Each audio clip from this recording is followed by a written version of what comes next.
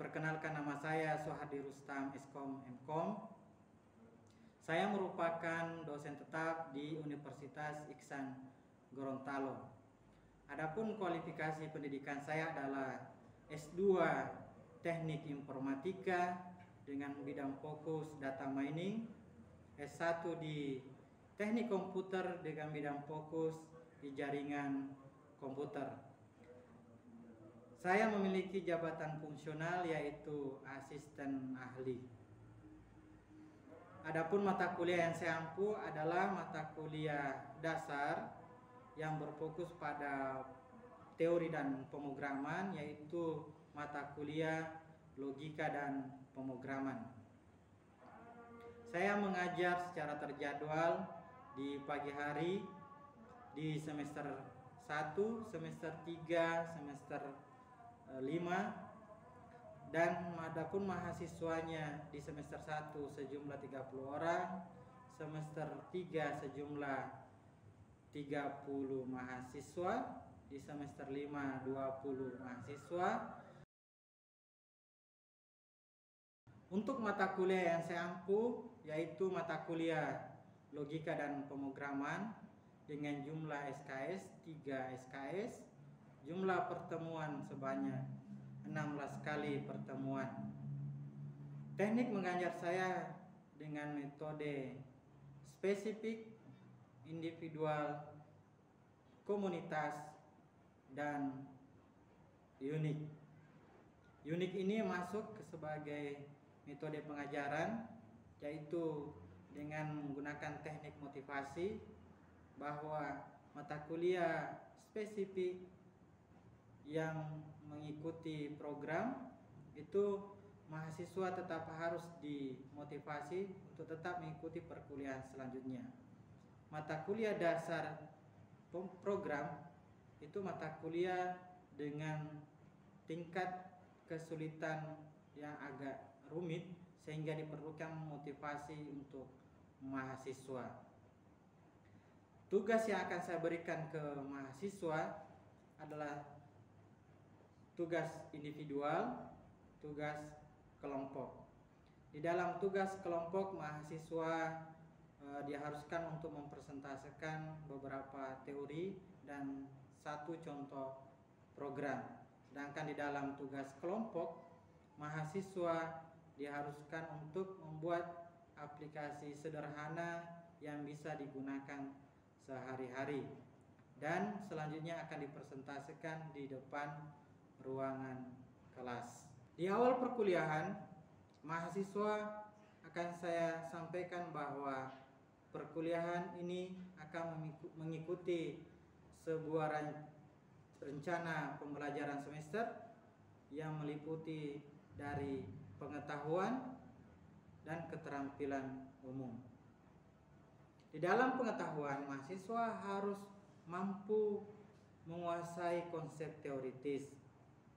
Dan yang kedua, mahasiswa harus mampu memiliki pengetahuan yang memadai terkait dengan sistem dan cara kerja komputer.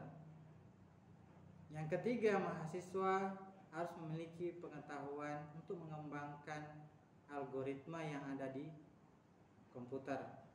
Yang keempat, mahasiswa harus mampu memahami teori dan praktikum dari matematika praktis.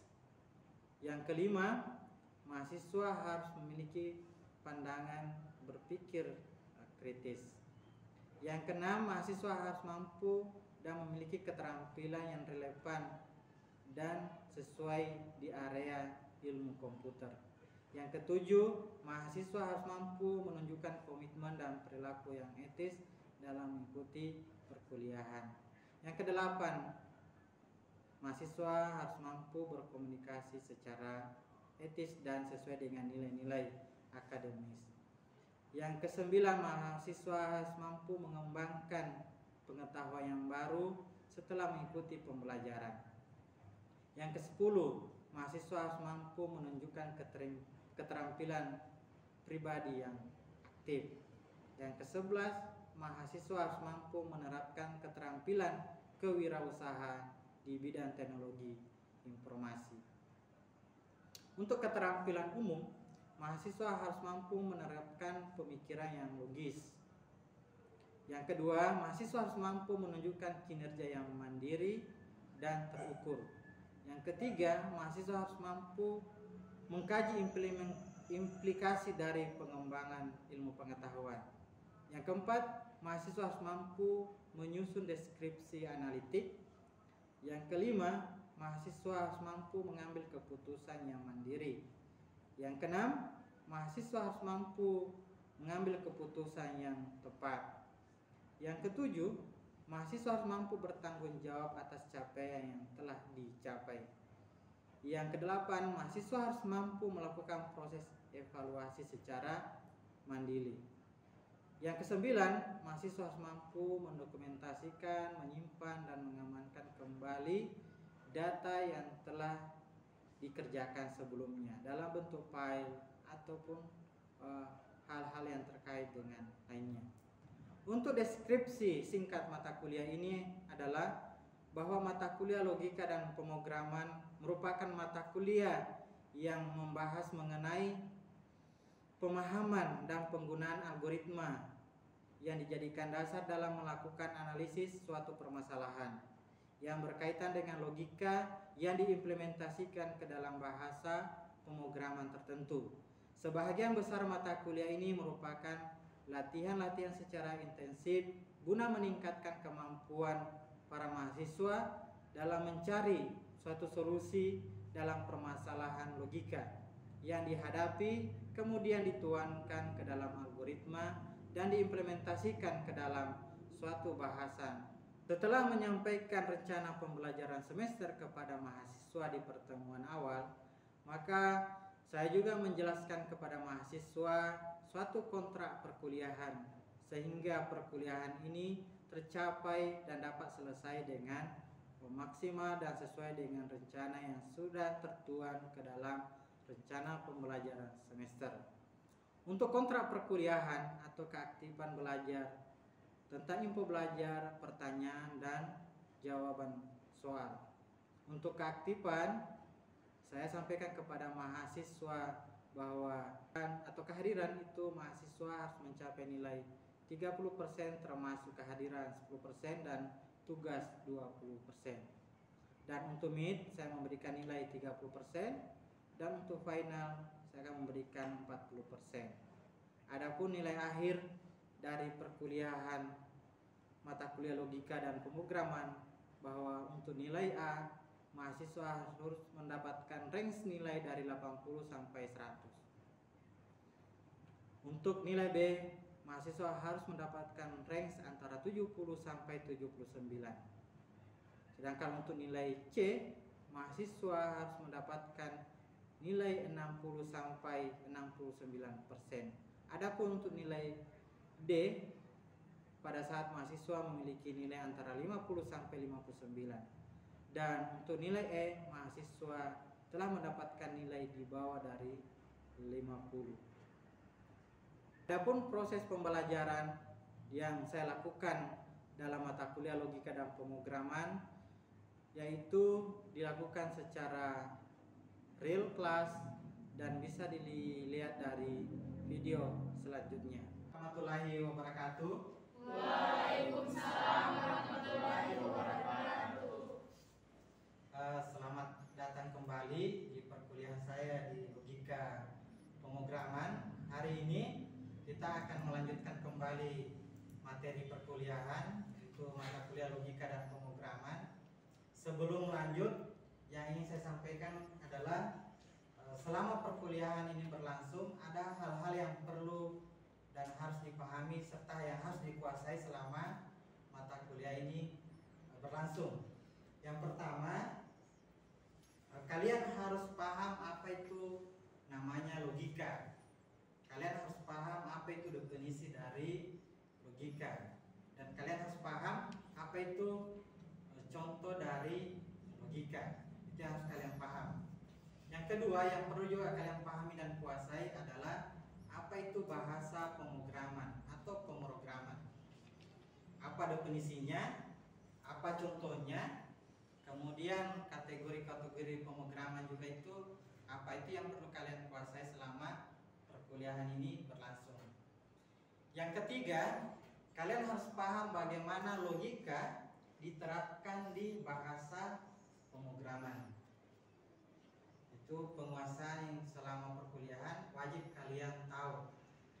Itu capaian pembelajaran perkuliahan ini. Yang terakhir, bagaimana logika dikonversi atau dialihkan ke bahasa pemrograman. Itu capaian pembelajaran di pertemuan saya saat ini. Itu. Setelah menguasai itu, yang ingin saya sampaikan selanjutnya adalah ada beberapa referensi buku yang saya sudah atur dengan baik sebagai materi perkuliahan. Beberapa buku yang berbahasa Inggris saya gunakan, kemudian berbahasa Indonesia juga saya gunakan untuk melengkapi perkuliahan logika dan bahasa pemrograman. Seperti contohnya yang kalian lihat itu buku dari penerbit Paket Publisher yang dengan judul Learning Python, itu berbahasa Inggris. Dan ini sering digunakan. Selanjutnya yang kita harus pahami adalah menyusun logika dan algoritma. Jadi kalau menyusun logika, misalnya pengetahuan yang saya miliki adalah pergi ke kampus pada sore hari. Jadi saya akan menyusun dengan konsep bahasa Indonesia, yaitu SPOK, subjek, predikat, objek. Saya pergi ke kampus. Itu susunannya saya. Kenapa saya harus menyusun? Saya pergi ke kampus, caranya saya menyusun itu saya menggunakan teknik algoritma. Yang mana sebagai subjek, yang mana sebagai predikat, dan yang mana sebagai objek. Logikanya adalah saya menyusun bahwa saya pergi ke kampus, definisi saya, definisi pergi dan definisi ke kampus itu kita pahami bersama. Bahwa saya sebagai pelaku, pergi sebagai predikat, dan ke kampus itu sebagai objek. Contohnya, saya pergi ke kampus. Kalau konsep logika, konsepnya kan definisinya logika adalah menyusun susunan pikiran ke dalam bentuk bahasa atau yang bisa diketahui. Itu logika. Pada saat akan disusun, misalnya bagaimana saya bisa menyusun kalimat dengan konsep subjek, predikat, objek. Pada saat kita berpikir bagaimana menyusun subjek, predikat, objek, kita menggunakan teknik algoritma. Situ. Saya pergi ke kampus itu susunan katanya itu menggunakan logika. Susunan kata yang kita pahami, saya pergi ke kampus, saya pergi ke kampus itu kita menggunakan teknik logika penyusunannya. Kemudian susunannya yang kita ingin susun adalah menggunakan algoritma.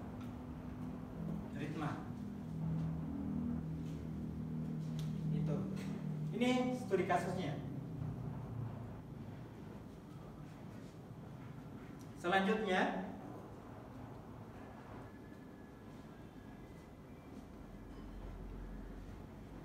Selanjutnya adalah saya pergi ke kampus. Kalau misalnya kalian betul melakukan itu, saya pergi ke kampus, berarti bernilai benar. Itu bernilai benar. Kalau bernilai benar berarti nilainya B sama dengan 1. Kalau misalnya salah, D dia bernilai 0. 1 dan 0 itu nanti akan dibawa ke dalam namanya data.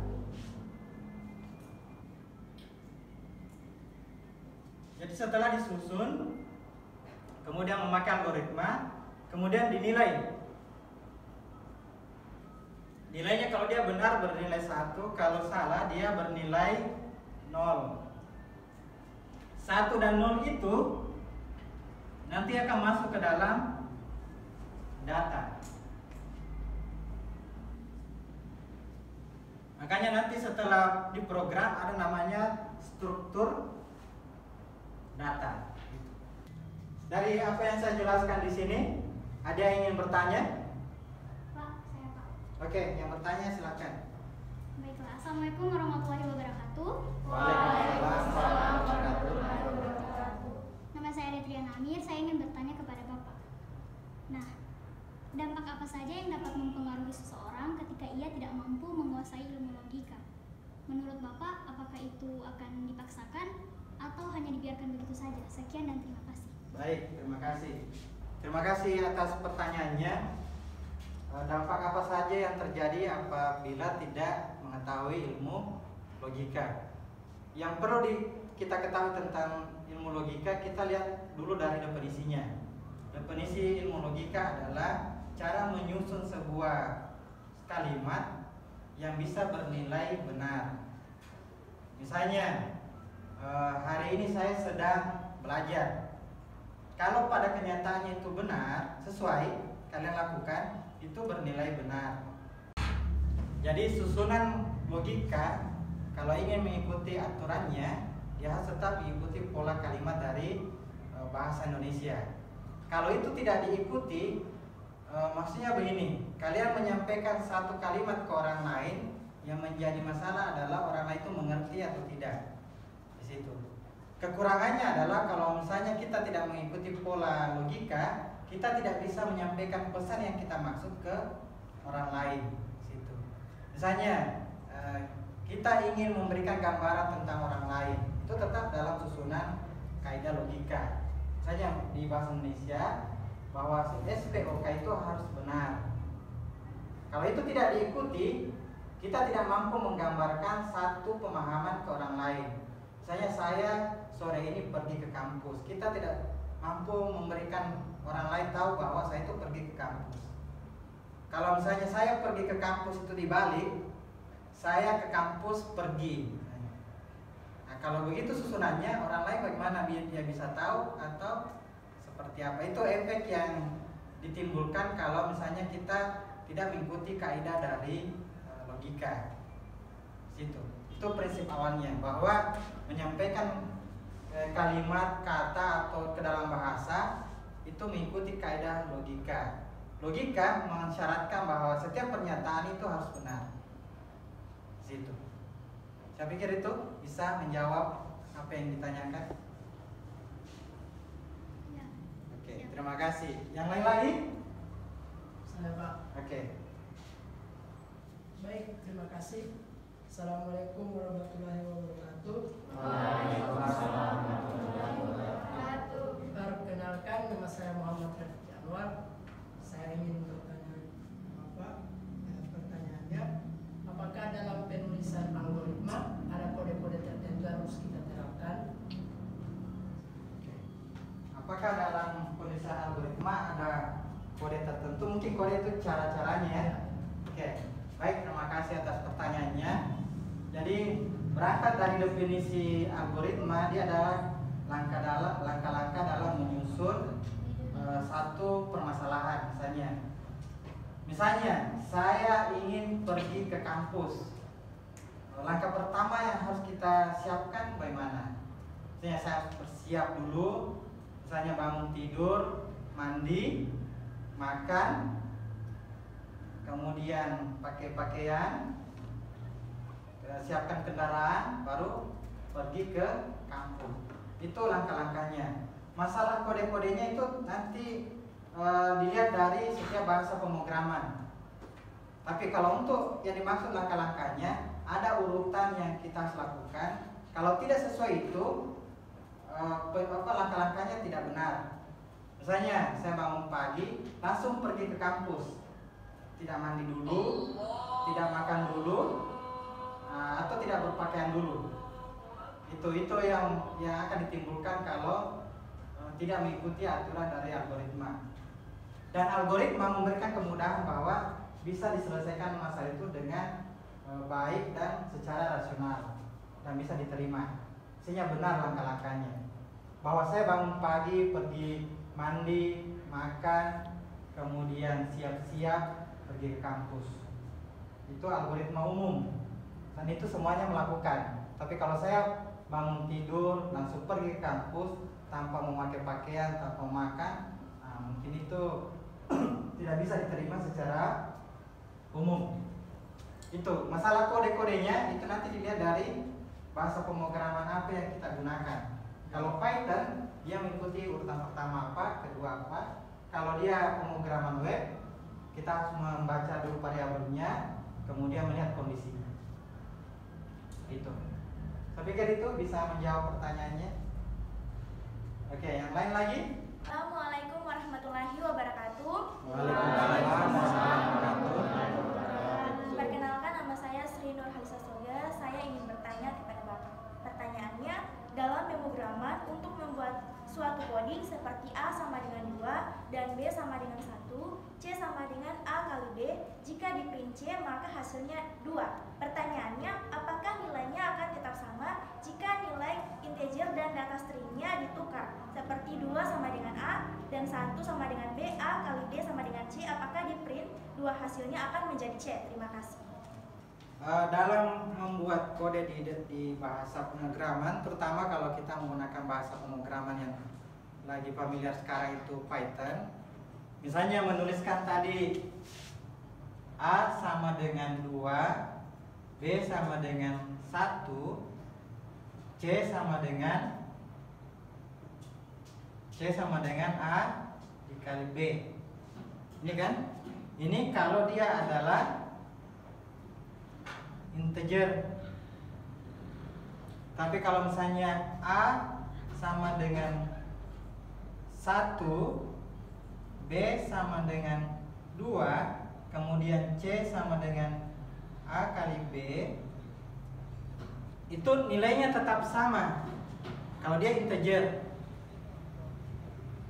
dia nilainya tetap sama kalau dia integer. Tapi kalau bertambah bilangan operator yang lain seperti tambah, bagi, itu tetap ada aturan penulisannya. Aturan penulisannya itu yang dieksekusi dulu adalah kali, baru bagi, baru tambah. Tapi kalau yang dimaksud adalah di sini yang tadi adalah integer, baru yang di bawahnya adalah string. Misalnya B sama dengan string 2, ini tidak bisa dihitung. Nanti kalau di hasilnya di 1 dengan string 2. Kalau integer bisa dieksekusi, kalau model seperti ini namanya string itu tidak bisa. Nanti itu akan dipelajari di bahasa pemrograman. Kita akan mulai dari pengenalan data, tipe-tipe data, kemudian bilangan atau yang menjadi operator dalam penjumlahan, perkalian, dan pembagian. Tapi tetap prinsip matematis itu diperhatikan bahwa kali dulu, baru bagi, kurang, tambah, itu yang akan dieksekusi. Apakah bisa menjawab dari yang ditanyakan? Bisa? Baik, itu yang tadi beberapa contoh. Kalian itu agak aktif juga bertanya. Dan yang perlu kalian ketahui bahwa bertanya itu bisa membuka pengetahuan yang baru. Jadi janganlah malu-malu untuk bertanya, karena ini untuk pengetahuan yang kita bisa dapatkan sendiri. Nanti bisa dilihat, dicontohkan dulu programnya. Saya ingin lihat apakah kalian sudah terbiasa atau menggunakan bahasa pemrograman Python. Bisa dibuka halaman atau lingkungan programnya itu dengan menggunakan idle. Coba masukkan A sama dengan 2, B sama dengan 1, C sama dengan A kali B. Kemudian print hasilnya C. Nah, kita akan melihat bahasa pemrograman Python ini seperti bahasa pemrograman apa. Apakah mudah dipahami atau masih kurang. Karena ini adalah tools yang akan kita gunakan dalam menggunakan bahasa pemrograman, menggunakan bahasa Python. Bisa dites dulu. Saya akan cek satu-satu yang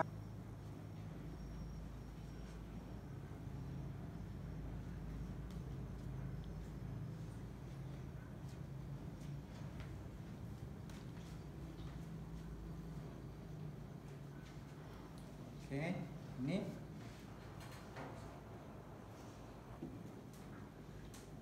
C sama dengan A kali B. Oke. Ini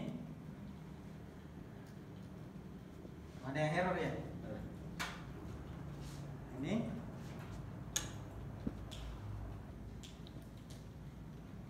oke.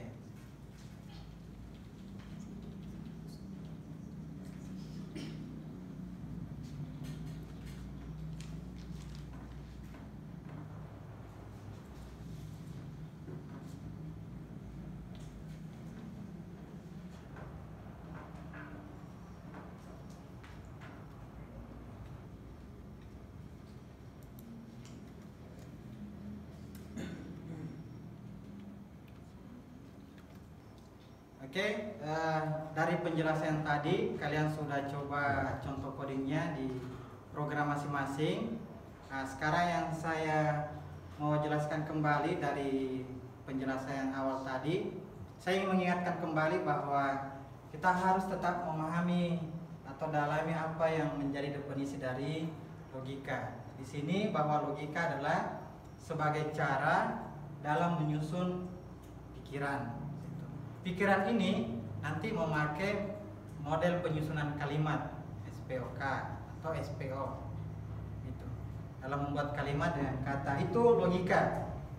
Dan seluruh susunan kalimat pikiran yang kita buat itu harus bernilai benar dengan salah. Harus jelas posisinya. Itu logika yang mengatur. Adapun definisi lebih lanjut, kalian bisa telusuri maksud-maksud dan contoh-contoh lain dari logika. Ini hanya sebagai dasar. Karena dasar ini kita akan masuk ke dalam pemrograman. Pemrograman kita tahu bahwa ada nanti kita akan pelajari lebih lanjut tentang kode atau simbol, tentang data, tipe data, kemudian operasional yang kita gunakan dalam operasi matematis di data.